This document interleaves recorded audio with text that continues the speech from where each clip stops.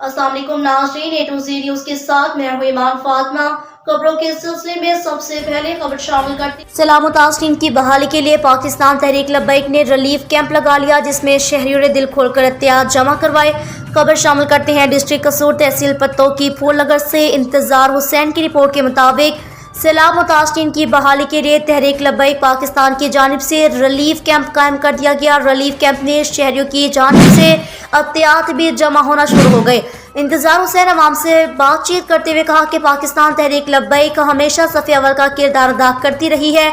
इस वक्त पूरे मुल्क में इमरजेंसी की सी सूरत हाल है। सैलाब ज़दगान इस वक्त अपना सब कुछ खो चुके हैं।